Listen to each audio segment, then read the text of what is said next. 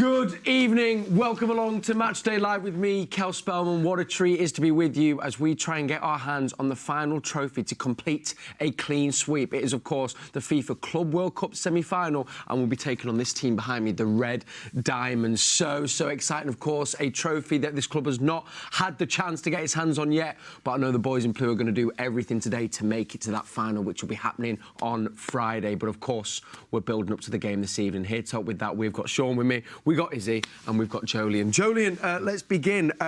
Another chance for some silverware, and I'm leaving just listening to the comments in the build-up to this game. We know the lads are vying to get their hands on it. They're going to throw everything they can at it, aren't they? And rightly so, yeah. The first time in this competition, fully deserved at the back of last season, but yeah, an opportunity to win silverware again for the first time for some of these players. But it's a unique competition, isn't it? It's me and Shaun were talking off air. Then it'd be definitely one I'll be looking to win. Because at the end of your career, when you're looking back, yeah, you might have multiple Champions Leagues, but you tend to only win one or a few of these competitions. It's funny, isn't it, Izzy? I mean, we speak about sometimes in the English season how important maybe that kind of Carabao Cup win could be, because it's the chance of early success, early silverware. I guess this could kind of work in City's favour as well, because it's a European trophy, and to be there, you have to have won the Champions League. Yeah, absolutely.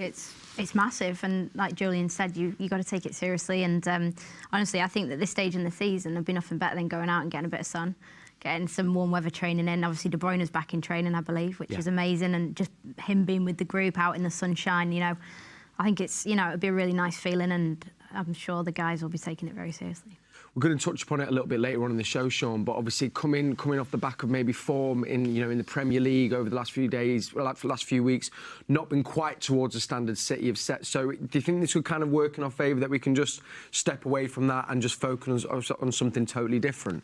For me personally, I don't know what everyone else... I don't think we've played that badly in all the games. I think we've played against some tough teams, and we played against a stubborn Palace on the weekend. City did everything to try and score, didn't, went 2-0 up, obviously, and you expect other teams to get chances. I think personally they're going into this tournament on quite good form, but like you said, it's not where we were back end of last season, but around this time, we're never really there anyway. We normally switch it on around the business end of the season, so hopefully this gets the ball rolling in that respect. Yeah, there was a great quote from Bernardo Silva in the pre-match conference for this game when he was asked about can they put on a long winning streak, and his reply was, "Do you doubt us?" And I thought, well, that sums it up perfectly.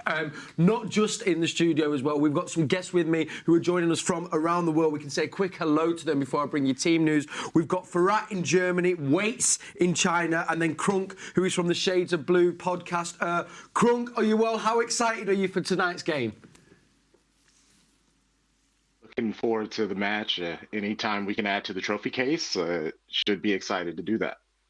Waits, and it's great to welcome you all the way from China. We're getting team news in just a second. Who are you hoping to see in that starting 11 tonight? I'm saying Kevin with training with the squad, but I know he's not going to make the starting 11. Maybe Bernardo may be the K for this game, and I hope he can score many goals for us and get to the finals. And Farhat as well, I saw kind of a smile on your face there when Bernardo was mentioned. Any other player that you'd be particularly excited to see this evening on the pitch? Oh, we've just lost your sound there, Farhat. I'll come back to you in just a second. We'll get your sound back up. Don't worry, mate. While we get Farhat's sound up, let me bring you our starting 11. So here we are for the first time in the FIFA Club World Cup semi-final. This is how we line up. Ederson begins in goal, our number one there, and then next to in front of him we've got Kyle Walker, of course, club captain. He is alongside Stones, Akanji and Ake. As we move towards the middle, a midfield of Rodri, and then two new signings from the summer next to him, Kovacic and Nunes. Bernardo Silva and Jack Grealish, along with Phil Foden, complete the front three. Looking to the bench there as well, we've got Ortega Moreno, Scott Carson, Ruben Diaz, Calvin Phillips, Julian Alvarez, Gomez, Gvardiol, Bob, Allen, Suso, Lewis and Hamilton. So a nice few names in there as well from our young lads in the City team. Joleon, let's begin. What are we thinking there with the back four? Assuming maybe Ake at left back, do you think? I think most of the team explains itself. Back four will be, Stones and Ake as centre, and Stones and Akanji, Ake left back. I'm guessing Núñez will play as a false nine. I'm anticipating that more than anyone else. Don't know why, just kind of looks like he could operate there as well and be a bit more of a presence, but who knows? There'll be levels of rotation, I know that. The two focal points will be out wide, obviously. The wider players will kind of keep the space out there and the width, and the rest of the players will rotate. If it was kind of maybe say Núñez in that line, maybe Foden, then we've seen in the middle. What have you made of him being in the middle in these last few games? Obviously, that's the kind of conversation around Phil, isn't it? You know, a lot of people saying we like him in the middle. What have you made of like his performances there when he's played there this season? Is he? I love him as a player. To be honest with you, I think wherever he's playing, he's effective, and I think it's not necessarily like where Foden is; it's where other players around him are and how he operates with them. And I'm just looking at that 11, and I think, apart from Haaland, obviously, who's out, I think that's, one up there with their best possible 11. Yeah. I think you could perhaps argue Alvarez in for perhaps Kovacic or Núñez, but I think that's a really strong team, and I'm quite excited to see the way they operate, the front three operate, because it'll be quite fluid looking at the personnel. I think Joleon spot on, it might be Núñez operating centrally and coming in and dropping deeper, but it'll be exciting to watch, the rotations going on up front. Núñez, it's kind of was more kind of found himself in that position when we played in our final group game of the Champions League. Kind of started in the middle, but seems to have moved that false nine. What have you made of Núñez so far, Shaun? Obviously, as well, still finding his feet, and we know it does take place some time to adapt to Manchester City under Pep. I think he's got some fantastic attributes. I didn't realise how quick he was until the weekend when I saw him go down the line. I was like, wow, he's got some strides on him. I think he complements all the other players well. I think his first few games when he came, you saw how his football IQ was almost there already with City, with some of the link-up plays they scored, his little dummy and his cute ball back in the box. But I honestly think, I got a weird feeling Bernardo's going to be the false nine today. And he will rotate with Núñez, so it does end up that way. Because with Bernardo at the minute, wherever Pep puts him, he seems to get a 7 or 8 player rating. He's one of those players you can just trust in any position and he'll always deliver. He's been so key, Bernardo, to success over, the last kind of 5 seasons, really. I think, for me, it was almost the best transfer news this summer was keeping him at the club. And even with the injuries and De Bruyne being out, again, it's Bernardo that seems to step up in the big games. Yeah, Bernardo and Phil. More so Phil for me. I think he's done it in a different style. I think you're going to miss Kevin, obviously, because he's quality, but I think Phil's been as effective as Kevin in a totally different way, the way he's been able to manipulate the ball and create different opportunities for players. But, Bernardo Silva, like the guy said there, wherever he plays, if he was to play false nine in the first half and then play as a 6 in the second half, he could still win man of the match, and that is a unique skill to have an understanding of the game. I wondered as well. Oh, sorry, Izzy, I don't know if you. I was just going to say, his level of awareness, wherever he is. We've seen him drop into left back, and he's actually Am I right in saying he started a couple of games? In that position, and then he drops into centre back, and you're thinking, is he just dropping there to get on the ball? No, he's actually in that space already, and he's comfortable with, where he's playing next in, and to have that awareness of every single position on the pitch. And if you watch him, the way he's, you learn when you're a kid, to scan and to check your shoulders, especially as a midfielder. Yeah. But you should be doing it in every position, really.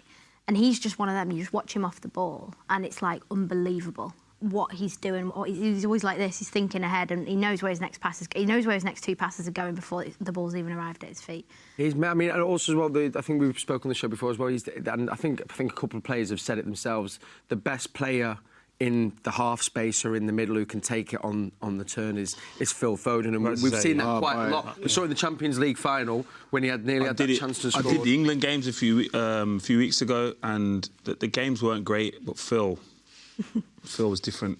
And if you're watching the kind of performances got overshadowed by, or overshadowed his performances, because he was receiving the ball in areas and taking touches where I just thought, wow, that is not something that you can develop. Like not every player has. Yeah, like, he must be born with that. Yeah, he's so clean. Yeah, even the goal, was it the goal against Leipzig? Palace. What about the goal against Palace where he took it in that tight space and he pops it through the But people would say like that's luck, as in he's it's not. It's not. Exactly he knew the timing of when to release the ball when the defender was coming out and his legs were open and he's just gone. Can't be lucky every week. No. Well, that's what it's a privilege for me is when I get to watch the games with you. I do as the fan be like, I got lucky with that, but it's only through when you get to like chat to you guys who know the game inside and out and go, no, it's so thought out and it's so precise. But just picking up on something you said there, and I've kind of asked this before, how much of it can be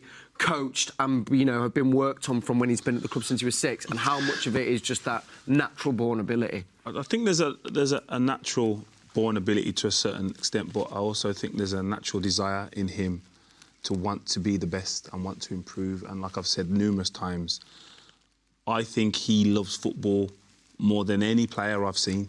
Like Wayne Rooney was probably like that. Like he just thinks about it a bit differently. It means a little bit more to him. Like I wanted to win, where Wayne needed to win, and Phil kind of has that hunger of like when I've seen him in the academy or at younger England age groups, he's always got a football to the point of where we had to ban extra work after training because Phil, you just couldn't get him off the training pitch. He would be out there for as long as you let him out there, and they had to remove like balls from the hotel because he'd just be walking around the hotel dribbling. Like he's obsessed. It's crazy. Let's bring in Crunk. We're hoping we've got your mic back now, hopefully. But Phil Foden, we're just talking about here. It feels like he's really growing into the position and has become one of the first names on the team sheets now. Yeah, and as he should, he's been taking his time, forced if he's had to. I'm excited to hopefully see him have plenty of space in the field to just turn and attack. This is a fun starting 11 that I see with the players that want to move forward and make those runs and take those shots. I'm very much looking forward to what we're going to see from our Blues. I couldn't agree more. Forrat, let's bring you in. What were your first thoughts upon seeing that starting 11? Obviously, we've got Bernardo in there as well. Nice to see a couple of new signings as well. Were you excited at that starting 11? Yeah, I am definitely excited. And as everyone said, like Bernardo is one of our best players all the years. And as you said, just keeping him in the club is one of our best signings, actually. And everyone was speaking about his ability to scan the field and everything, but also one of his most important traits are just like keeping the ball under his feet. It's just like a glue, like in his feet. And in our system, this position, keeping the ball on our side, this just helps a lot. And he's definitely our best player right now, I think. Yeah, I couldn't agree more. His nickname, I think, in training is Bubblegum. They give him because the ball does stick to his foot, like you say. I did want to pick up on that, though, because Pep mentioned the Palace game at the weekend. Izzy, obviously, disappointing. It did feel the penalty in the last minute. 2 points dropped again. But mentioned about keeping the ball. And it's been a few times this season where maybe in certain moments, there was a game, I can't remember, earlier on where we didn't keep the ball by the end of the first half and Pep was fuming about it. Happens again in the Palace game, and it was Phil, I think, one could have kept it, gave away, and then Bernardo again. Is it concentration, that, do you think? What do you think it is? I mean, it's a tricky one, but it's kind of popped up in a few times in a few different games now. Do you want to know what I think it is? Yeah. Gundogan. Interesting. Go on, elaborate. Not there anymore. Yeah. And I think he had that sense of calm about him. Everyone speaks about him. He's a future manager, and on the pitch, the way that he played, he read everything before it happened, and he was one of the best players in the Premier League. If not, probably the stats would say he's up there with the best at second balls. And someone who reads the second ball is someone who reads the game well. Yes. And I just think they miss Gundogan's management in the midfield, and I think that. People are saying, no, City, they're dropping out. I think you're spot on. I think they've been playing well. I just think they may be in a little bit of a... I don't even want to say transition. I don't even want to say a transition. I just think they've got a few players that have left, Gundogan in particular. Stones has been out, and he's one of those big controllers of that, the way that City play. Yes. And, you know, like, also you got to give credit sometimes to other teams as well. Like, do you know, I said this last night on the radio. I said, like, you know what, like every other team is trying to just take that, you know, Paul City's shirt back all the time and talking about chasing them in the league and chasing them for titles. And, like, that's going to happen, that teams are going to bridge the gap. And now there's more teams doing it. Like, it isn't just Arsenal. Yeah. Like, last season it was Arsenal, season before that it's been Liverpool. There's always been one team, but this year there's probably three teams. So absolutely. they're going to get better. Yeah. Like, but we also have to be aware that they have to get to the level City have set, and that bar is, like we said, winning 10 games in a row. Yeah. Like, that is a massive... That's like a third of the points you need to win the league. Like, and you're asking teams to do that. Like, 2 weeks ago, Liverpool were unbeaten. Like, they were like no one could, unbeatable. Like, no one. They're going to smash United again, and then they draw, and now it's like, oh, it's kind of. So it can happen to anyone. Yeah, it can happen to anyone. Wait, so I'll bring you on this. I mean, it's, as you say, there's a lot of noise around these last few weeks, but as Izzy says, it doesn't feel like we're too far off it. From what you've seen, do you think we've just been a little bit unlucky? I guess. Yeah, I think just unlucky. The Foden penalty, I don't think we deserve that. And I think we can use these 2 games in Club World Cup to regain our confidence. We know that Red Diamonds isn't that good as usual. They were, because I live in Asia, I know them better than all of you, and watched some of their games, and they didn't even get into the last 16 of AFC Championship. So I think an easy opponent will get us regain our confidence and get us back onto the right track to winning games. I love that. I mean, I can see as well there, Crunk was just rubbing his hands in excitement. You were licking your lips there, Crunk, weren't you, mate? It's exactly what I want to hear. After the treble season, I have been trying to keep my mindset that this season is vibes, but that doesn't mean that you can't, be sad sometimes. This is a great chance for good vibes to get back running and lifting another trophy. That's it, lift another trophy, get the momentum going. Izzy, I'm going to go back to what you were saying, because I found it really interesting, because I do think as well that has been forgotten. There's almost been an overhaul of the midfield, which is such a key area of the pitch in the way Pep plays. You know, we look at their Nunes and Kovacic. Are they 2 players, Shaun, that you think could maybe they've got the attributes or between them to fill Gundogan's shoes almost? In some aspects, I wouldn't say, like Izzy said, his reading of the game is like way up there, off the charts scale sort of thing. So in that sense, I would say they have a lot to learn, especially Nunes, because he's still young. But in many ways, they play pretty similar in terms of ball carrying. Yes. If they can pick up like his third man runs that he does, those late runs where you don't expect it, then we're kind of halfway there. Because I think if you look at the team now, that's set up for today's game, not many of them go in behind that defence. So it'll be interesting to see how we're set up to play, because it's going to be more cute, intricate passes, the way the team's set up today. So like Joleon said, there will be a lot of rotation.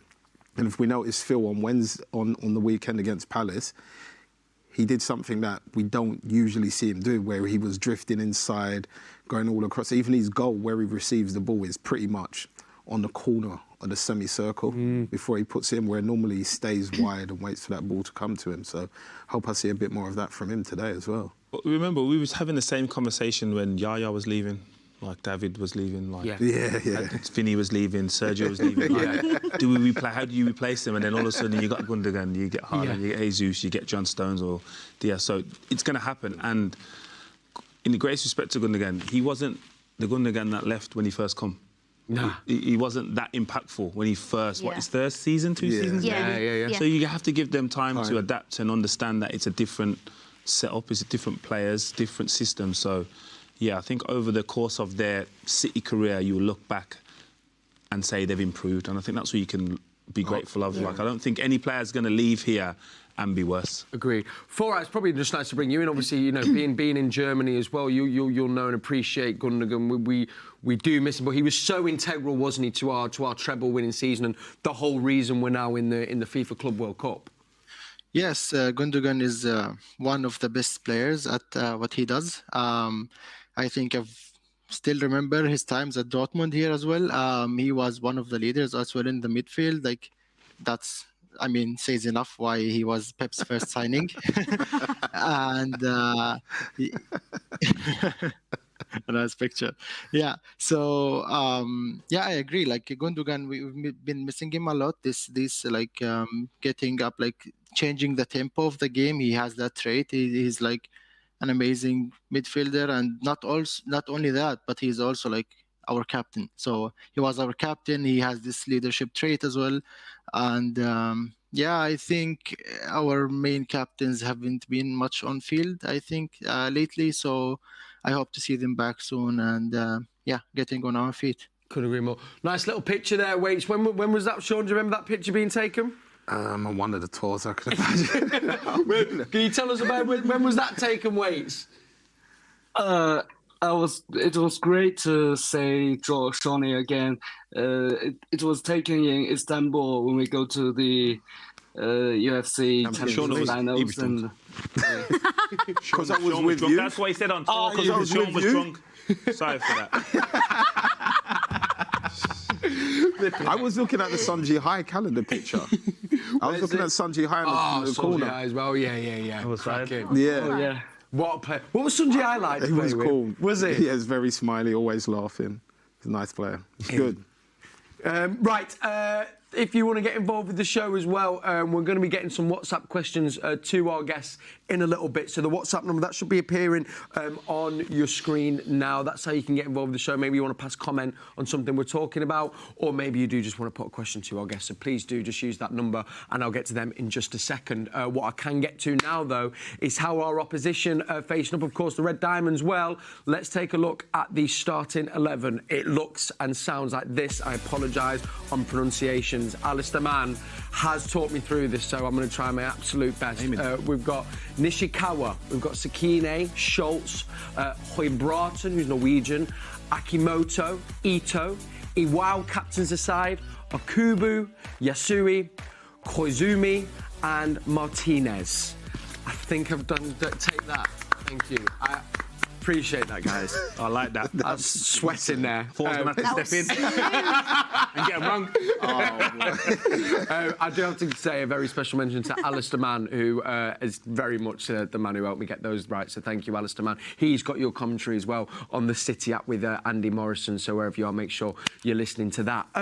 We don't know too much about Red Diamonds, but I think Waits was saying there before, obviously not Joleon coming into it in the form they've been in because they've not qualified this year. So hopefully you'd like to think it could be a chance for us to capitalise on maybe a team coming into it in not great form. Yeah, but you've also got to think about what this means to them. Like, they're playing against arguably the biggest and best team in the world. So without winning this competition, City would have been favourites. So this is their final right now. Do you know what I mean? So we're trying to get him back into a rhythm where they could be seeing this as a final. So the motivation will be there, regardless of their domestic form. Or performances like ours. We're trying to disregard ours a little bit, so we can't then bring theirs into consideration when we're trying to disregard ours. Yeah. So you've also got to look at it and say it's a cup competition, so listen, both teams will be at it. Yeah. Wait, let's bring you in then, because as you say, a team probably you might know a little bit more than us. How have they played last season, and what can we maybe expect to see from them today, do you think?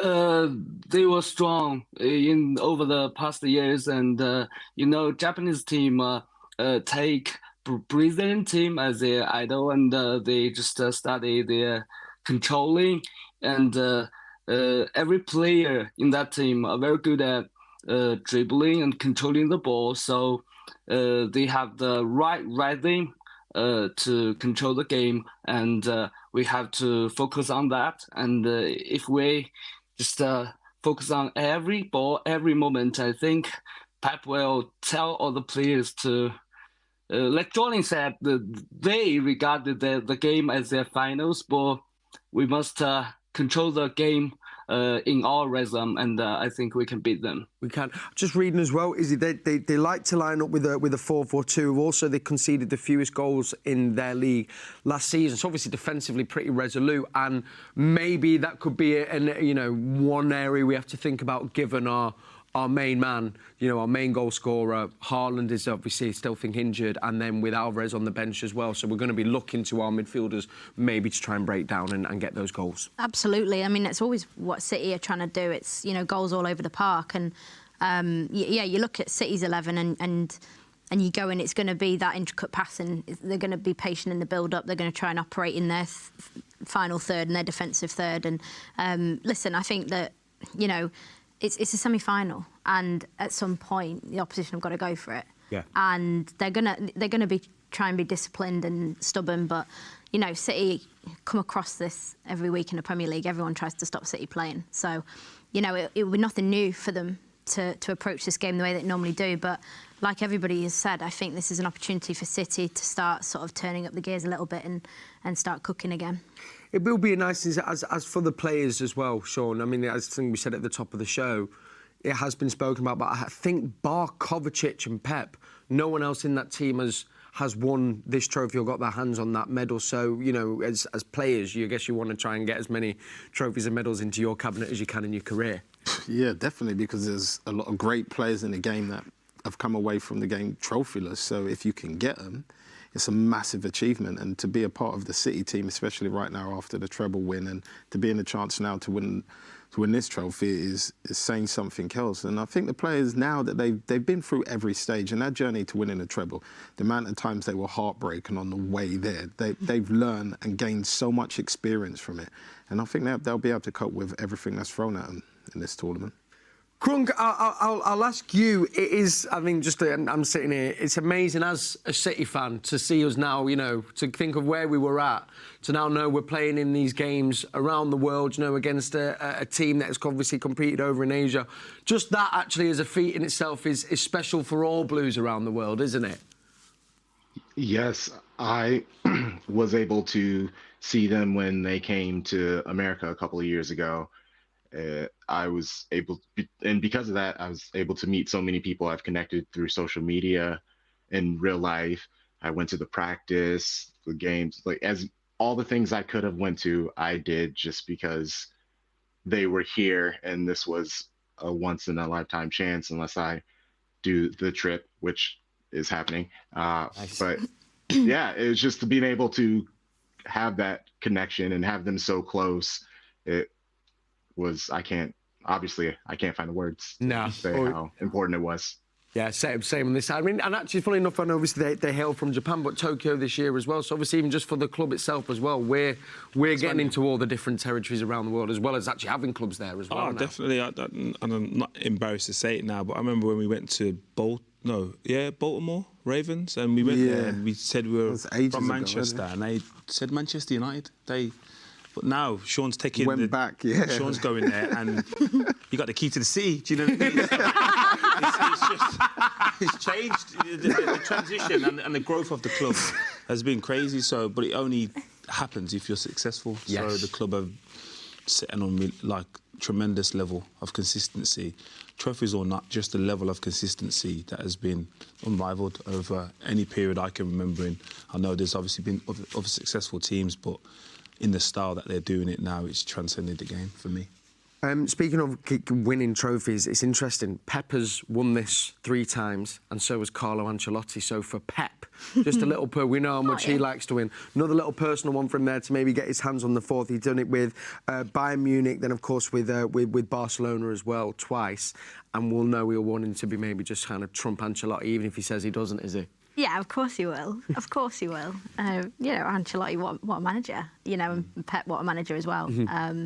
Yeah, of course, he'd be lying if he said he wasn't going to try and trump that at all. No, I would say. Well, we can actually hear from Pep now. He was sat alongside Bernardo Silva in his pre-match conference yesterday, building up to our semi-final against the Red Diamonds. It's the first time Man City is here, so that means how difficult it is. We want to take it not for granted. We take it like a privilege. And I think for all the other clubs, for the South America, for Asia, for Arabic countries, so it's an honor to be here. When you play the FIFA Club World Cup, there's no time to feel tired or to feel sad because of our last game. So we're very motivated to come here and to play in this competition that almost all of us never won. As a club, we never won, and we want to do it. And to do that, we need to first win the first game against Urawa Diamonds, and we're going to prepare well to do that. It's my fourth time I played this competition. In the previous one, I played the semi-finals, and especially the first one. Wow, it was really, really tough. So it's a tricky semi-finals all the time, and will be no exception. So, and after we win the final, of course, we want to win it. So once we are here, it's a trophy like we don't have it to close a little circle that won all the trophies we could do. So this is the last one. We're not going to deny that we're a bit frustrated with what's been happening, the way that it's been happening. But now time to focus, to forget about it. It's the past, and there's nothing we can do about it now. What we can do is prepare well for the next games. And right now, the next games is try to win this competition. So very focused on the game tomorrow and on trying to bring this important trophy back home. Listen, you have a responsibility when Manchester City for the last years, especially this season, are started. You have to win all the games for 5-0. You win all the competition. So we are used to. So we know that how difficult it is to play this competition. It's funny, isn't it, Shaun, just picking up on there as well. It's the standards that City have set for themselves, but I think people lose sight of that. You can't be expected to win every game 5-0, even though we are Manchester City. Yeah, but that's still kind of way it goes, isn't it? Like, I think they've been spoiled over the last 7 years, where they're seeing all these results in certain stages. And like Joleon said, and Izzy said, we play a completely different way now. Although we do have the chances, we can't win 5-0 every game. And if we don't, it doesn't mean we've played badly, sort of thing. And I think that comes with the new generation of fans. They wasn't there when City were like down there or up here. Like, it was a roller coaster ride before. So the older generation get it. But when you're new and you've come into it and all we're doing is just winning, if it doesn't happen, then fans get frustrated. But that is just football. That's just part and parcel of it.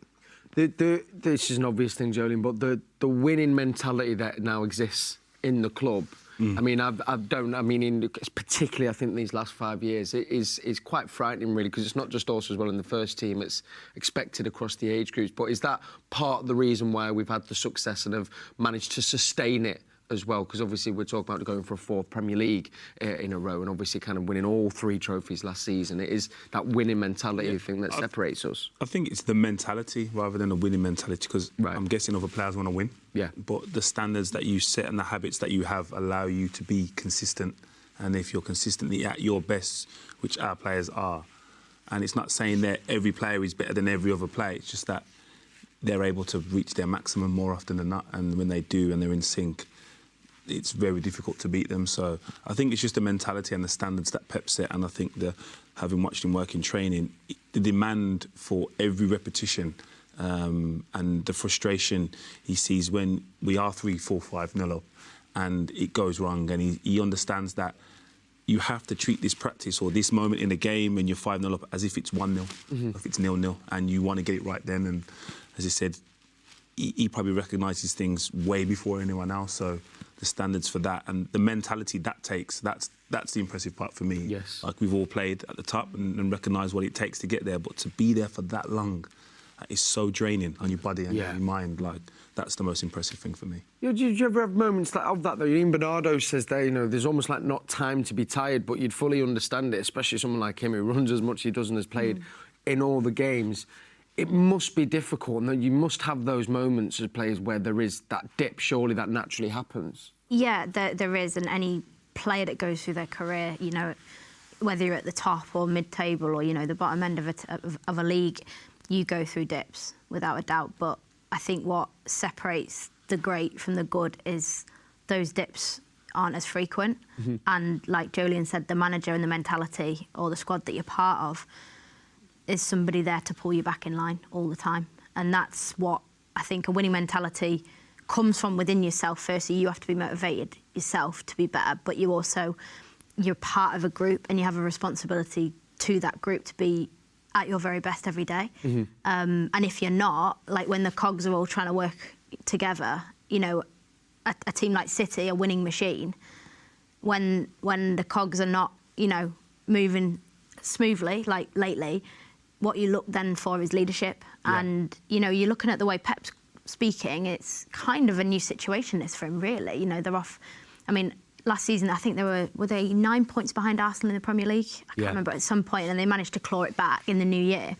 And you're going, well, that's leadership, as in the way he's speaking. He's, you know, he's not panicking. He's calm. He's saying after every game lately, the last 3 draws, you know, we're playing well, we're playing well. You know, he might not be saying that in the dressing room, but that's what he's saying, and that perception is telling everyone everything's okay, we're in control, and that for me is a winning mentality, because you're dealing with everything that's in front of you. On the players' side of it, as you say, we never know what goes on behind closed doors, but even Bernardo, they're saying, you know, they are frustrated, particularly maybe with the way it's gone in certain games.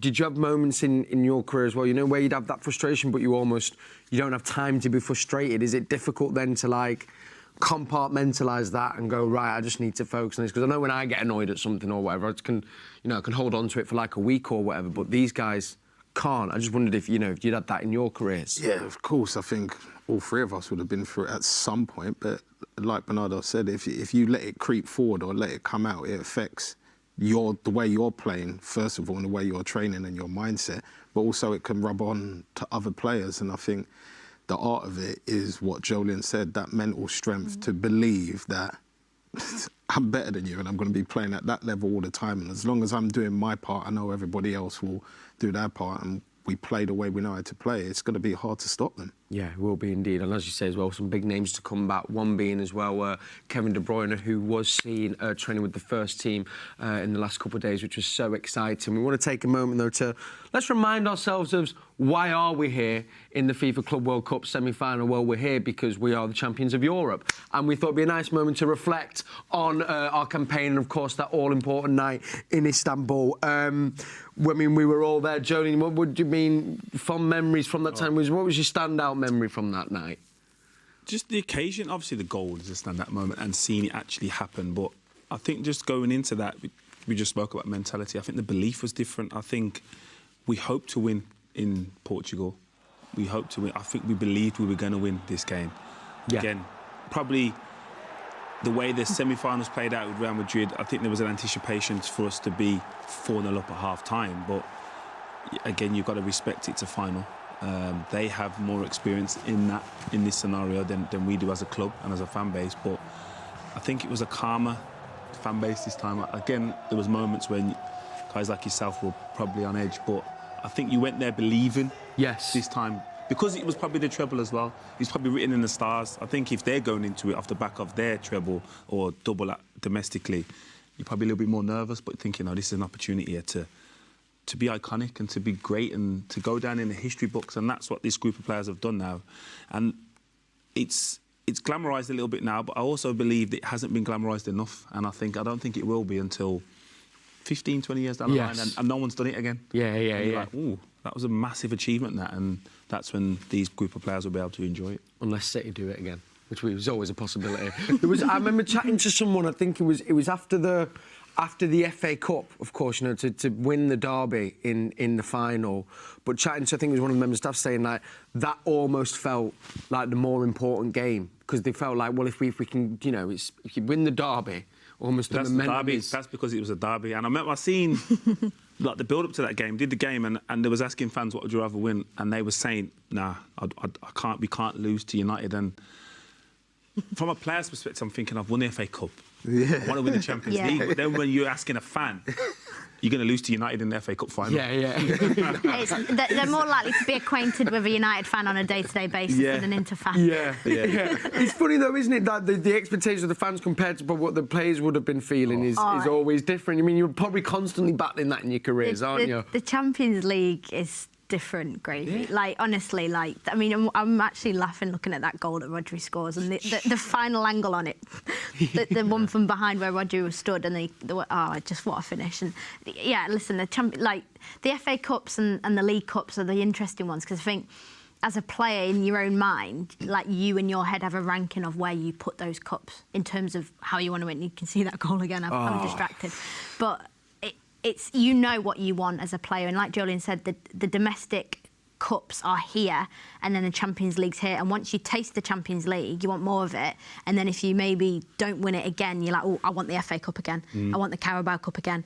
But listen, but even that, like if you analyse what she just said, this year you'd want to win. You only can win one trophy. What are you going to choose?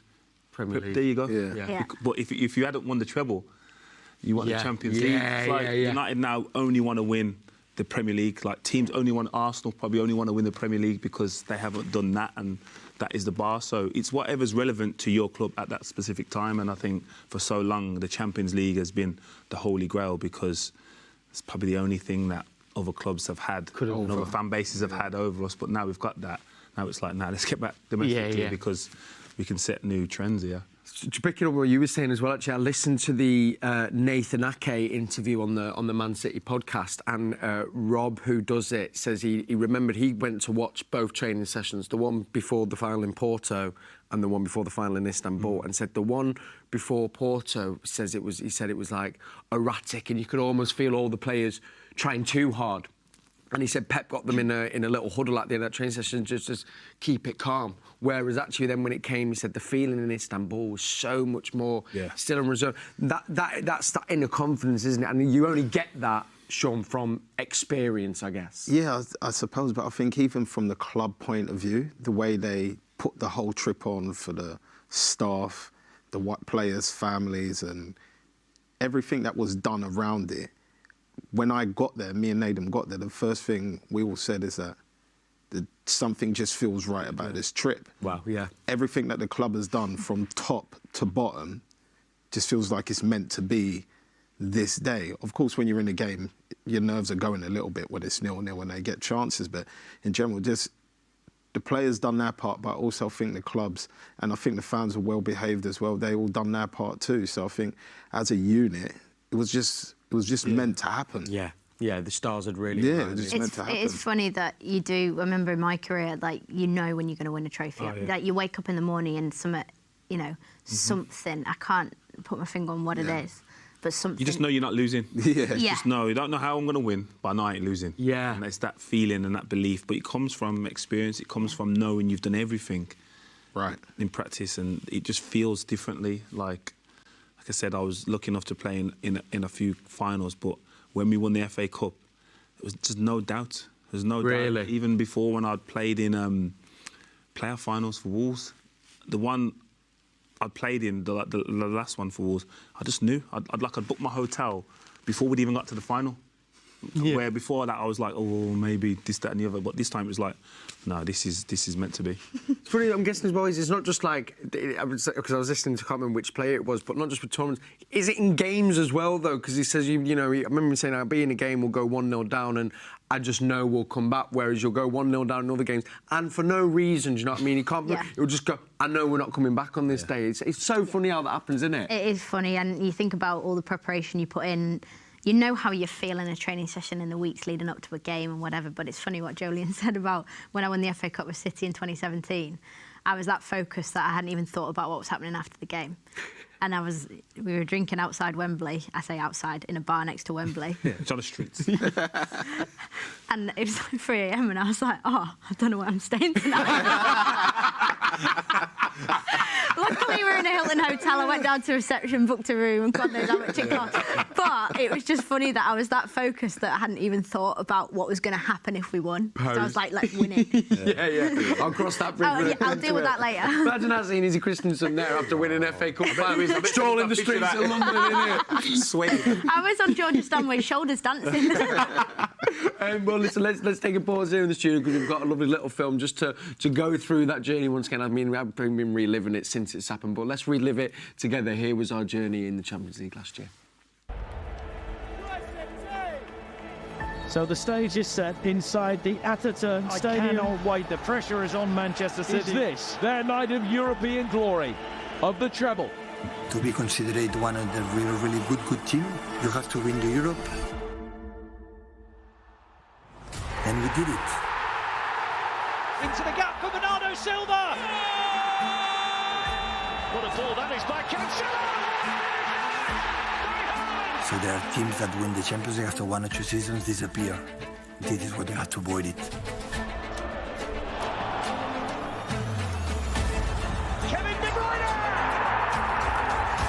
Rodri tries it, scores!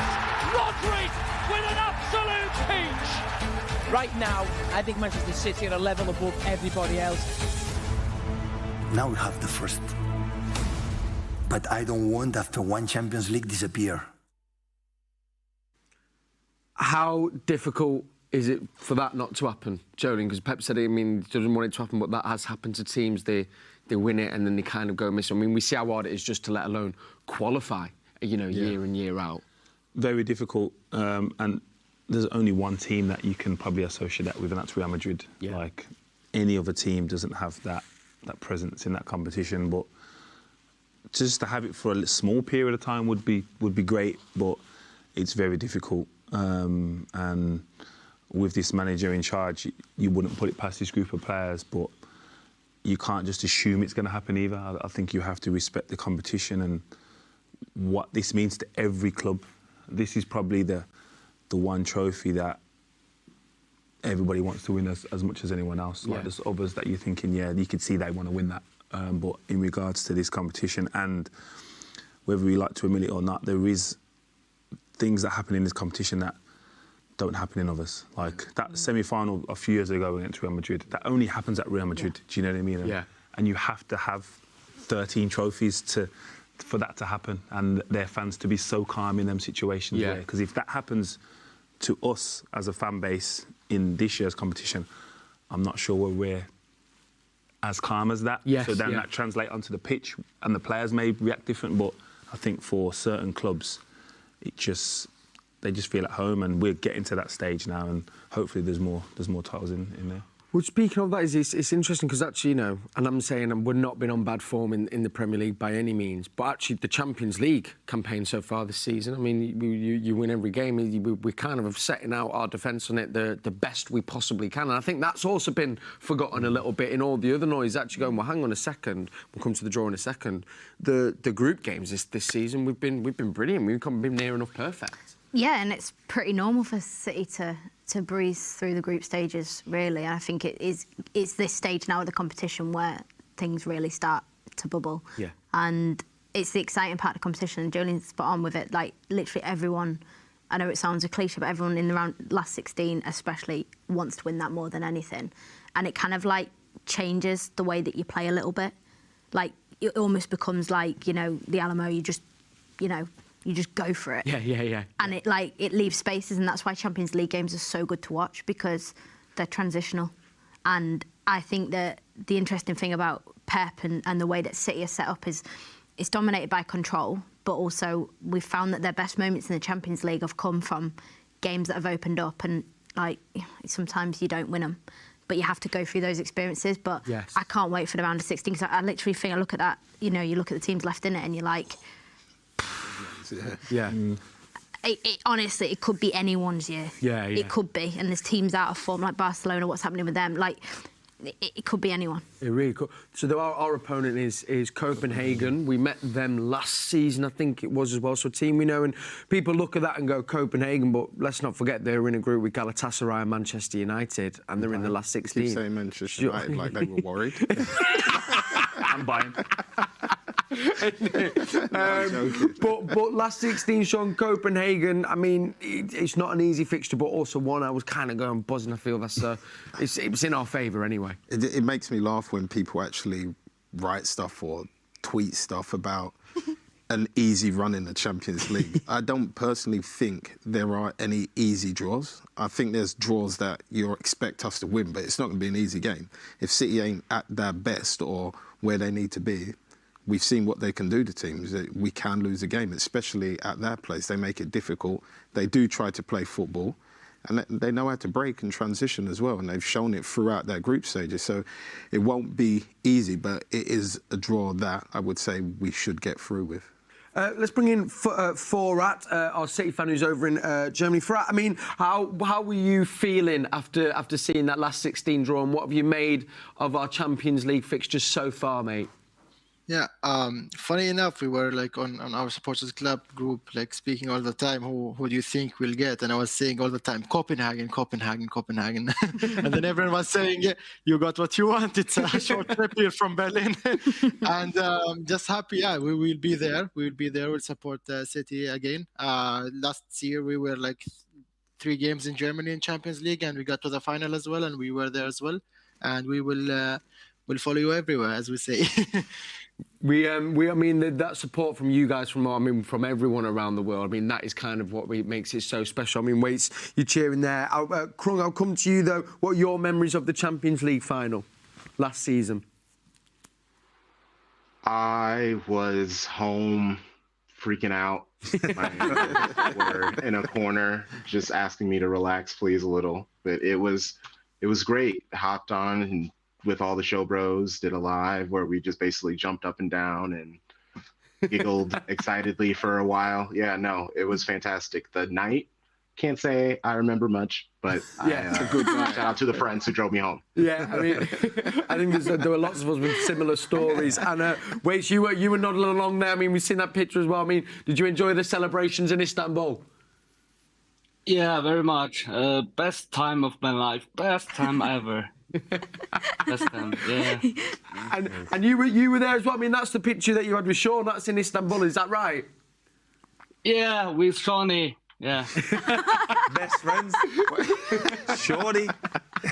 And Waits, obviously we mentioned that. I mean, we just said Farhat has almost, I think, helped kind of put it into the ether to get Copenhagen. Are you happy with that last 16 draw? Do you feel positive that we might be able to progress into the next round? Yeah, definitely. Actually, I'm not thinking about which opponent we can get. I'm thinking about the traveling distance. I think with the match goes on, and we have to consider the players' conditions. So I think Sweden, okay, that's great. Actually, I was hoping we can face Barcelona or PSG and just want to smash them hardly. Yeah. But listen, that's the energy we're bringing into the Champions League campaign this year. Waits. I hope that gets shown almost as maybe a pre-match team talk. Do you know what I mean? Calm before the storm. The calm before the storm. Well, those fixtures as well are coming up. Where we've got the dates here for you as well. The first leg will be Tuesday, the 13th of March, and then the second leg, Wednesday, 6th of March. That is our last 16 draw against FC Copenhagen. You guys have been getting in touch on WhatsApp. So before we kind of start getting final thoughts, flown by. Kickoff is in just over 10 minutes' time. Let's get a few of these. Shaun, I'll begin with you. This one came in from Sarah. Did you enjoy playing over and during this very busy Christmas period? Yeah, because I wasn't a fan of too much training. I'd rather just play the games. Yeah. So I enjoyed playing and just your recovery. And then the session before the game, I always enjoyed the most because it was like boxes, then it was possession, then it was straight into a 7-side game, and then we did like a little bit of shooting after, and that was our session done. So playing games for me was always much better. And you know, when we talk about Izzy, the tiredness, I guess, obviously, because you can step back and go, because the level at which they're performing at, to the standard, and it being every 3 days, how difficult is it to keep your levels up there?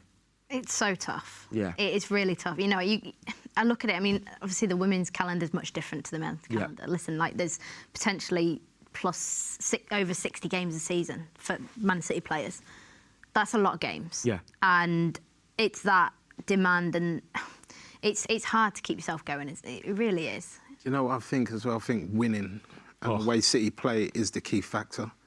I think if you're winning, you kind of... It just rolls over. Yeah. You only ever feel tired or injured it's weird. when it's not gone well. Yeah. So this is probably the worst period for this group of players because they aren't used to not winning as much. So then you do feel the little aches and pains a little bit more, and that affects you. But when you're winning... You just go. Oh, it's effortless, kind of just, let's go again. Yeah. Let's go again. And you kind of have that, and your body gets immune to that. But, yeah, when the results... I know what change you want, yeah. all of a sudden. The best athletic development or physical trainer I had at City, her name was Elle Turner. She worked really close with Phil Foden when he was coming through the academy, and she always used to tell us, don't let your mind run your body. Nice, okay.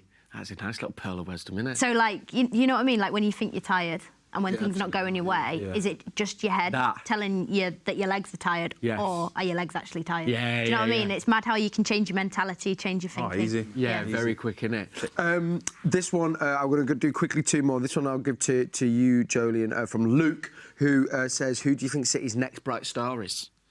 Next bright star? Yeah, is anyone... I still think I'm still enjoying Phil Foden, to be honest. Yeah. Like, he's still, what, 22? Yeah. Yeah, so let's enjoy that. Yeah. Before we start the next one. Little whispers of Oscar Bob over there. I'm a massive fan of him. I just love the way he plays. I'm also just hoping that we're going to be signing up maybe your daughter to the Man City Academy. I mean, that would be. If Gareth Taylor's not already been on the phone, that's wrong. Do you know what I mean? There's something wrong. We don't need Gareth Taylor. We've got Shaun Wright-Phillips. Sir, Daddy, we can't get her signed up. We're done. Hey, you're not coming on Matchday Live again anyway. They're ready to put me on part-time anyway. Tell him. Yeah. Tell him again. Told you. Izzy, this one came in for you from Jeff, and I did want to get this to you because it says, what are your memories of the WSL League title season and the Champions League semi-final runs? Oh, beating Chelsea, mate. Out there on the Academy Stadium on the last day of the season to secure the title against the people that were chasing us. It wasn't a bad feeling, I'm not going to lie. Yeah, quite. I mean, that's the City way as well, isn't it? Yeah, what was the second part of the question? And then the second part as well, even the Champions League runs as well to the semi-final. I love the Champions League runs, and that's one of the things I wish won the Champions League with City, and we got close. But that was when Nick Cushing played me in the false nine. I absolutely loved it. Yeah. I'm playing that false nine. How you know, is it obviously a totally different game, but it's brilliant because he came up to me, put his arm around me on the training pitch, and he said, you know, we're looking to dominate the midfield. We're going to play an extra midfielder. We're going to play you as the 9, but I want you to drop in and be that extra number. So it was basically like my role was just to, like, if I come in and drop in, if I can get it, turn and play. If I'm marked, it frees up another player. Yes. So it's a really simple concept of, you know, overloads but in a central area. But no, I loved it because it was like that thing Pep does with Bernardo Silva. He says, right, this week you're playing there, next week you're playing there. I don't know, I think at the time when he did that to me, I was like, it was what I needed, just a little bit of a change of stimulus. Yes. And that's another thing that keeps the player's mind fresh. Yeah.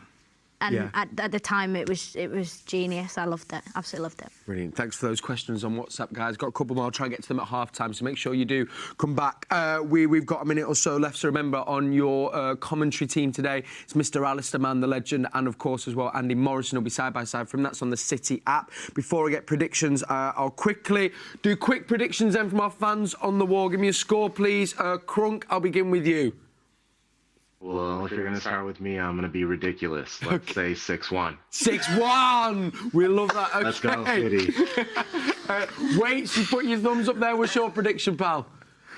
I'll be more crazy as 7-0. Wow. 7-0, okay, we love... Hey, that got the Crunch seal of approval, and for it as well in Germany. What are you going to be just as outrageous or a bit more modest? No, I'll be more modest. I'll just say 3-1. 3-1, okay. Massive thank you to our fans on the wall there. Thanks for joining us, man. Don't forget as well the Shades of Blue podcast as well from you, Crunks, as well. Brilliant. Waits, thank you as well. Players are in the tunnel, so Joleon, are you thinking of 7-0 like Waits or...? No, I don't know enough about Red Diamond to disrespect them that much. But I'm thinking we win, so I'll say 3-0. 3-0, is it? 4-0. 4-0, Shaun? 4-1. 4-1, lovely. There we are, right, there's our predictions. Players are in the tunnel. So now let's go to our semi-final as we take on Red Diamonds. Massive thank you to my guests and thank you to you for watching. We'll be back at half-time, then at full-time, so do come join us. But until then, enjoy the game and come on, City.